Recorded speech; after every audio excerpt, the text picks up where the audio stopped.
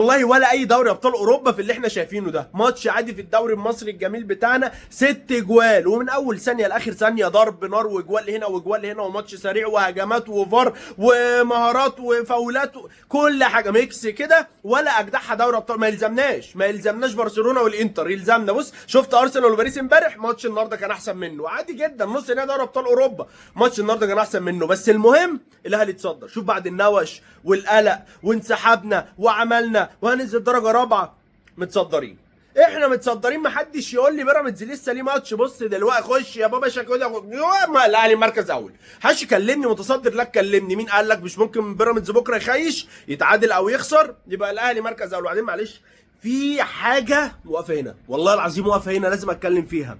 ياسر ابراهيم مالك يابا؟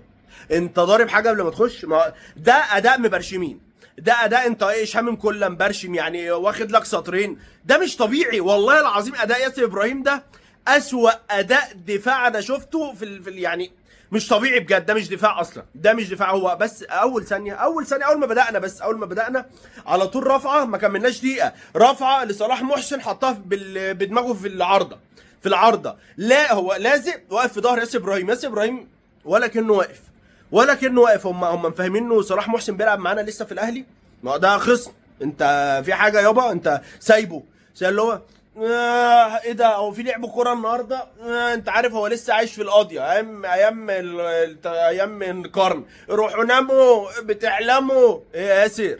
صلاح محسن ورا بيجيب عارضه. طب فاق بقى خلاص والدنيا مشيت بقى. وايه ده؟ قال لك ده يا صلاح محسن مش معانا، ده ضدنا. بعدها ب3 دقايق على طول رفعه تاني، صلاح محسن وراه تاني من نفس الحته تاني جون. انت يابا انت ايه يا ياسر؟ في ايه؟ انت عامل دماغ بانجو قبل ما تخش تاني. بعدها ب3 دقايق بالظبط يا ياسر ابراهيم، يعني صلاح محسن جاب لك كوره في العارضه، بعدها على طول صلاح محسن جاب كوره في الجون، الاثنين من قدام ياسر ابراهيم. ياسر ابراهيم ايه ده؟ لا وبعدين بقى قبل الكره بتاعت صلاح محسن في نفس الهجمه، بص كل الناس واقفين على نفس الخط المدافعين عشان الاوفسايد. في اختراع اسمه خط الاوفسايد، يعني لو بيتفرج على هانز فليك او يعني لو بيتفرج على كوره اصلا، لو بيلعب رياضه الكوره هتلاقي في خط الاوفسايد. هو الوحيد اللي واقف ورا الاوفسايد، مغطي خالص علشان الواد اللي على اليمين ده اللي هو كان تقريبا كريم العراقي، مغطي خالص على كريم العراقي عشان يرفع لصلاح محسن يجيب جول. ياسر ابراهيم مبرشم مش معانا.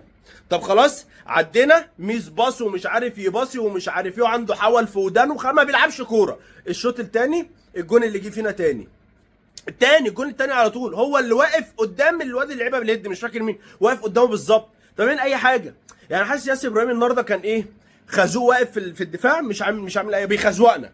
هو عادي، انا في بني ادم، في شخص واقف كده ما بيعملش اي حاجه، اداء صراصير. بص مصرصر نازل الملعب مش شايف حاجه. انا كارف، انا مجدد العقد، انا ما حدش يكلمني. خلاص جدد العقد يابا وخد القرشينات.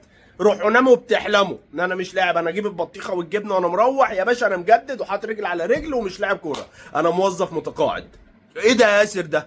مفيش. الحمد لله ان احنا كسبنا، والله الحمد للله ان احنا كسبنا، عشان ياسر ابراهيم كان مصمم ان هو يخسرنا، واداء عالمي وتصدرنا والدنيا كانت جميله. وامام عاشور اون فاير على الاخر. امام عاشور متصدر الدوري وجاب ضربه جزاء وجاب الجول وعامل اداء عالي قوي، وسام علي والدنيا حلوه يعني، متصدر من عندنا واحنا متصدر الدوري. بص يعني اللي هو انا مبسوط وايه متعشي والدنيا حلوه قوي. وبيراميدز انا حاسس بنسبه 90% بيراميدز بكره هيخيش. ليه؟ عشان هي اشيك، هي كده شيك قوي.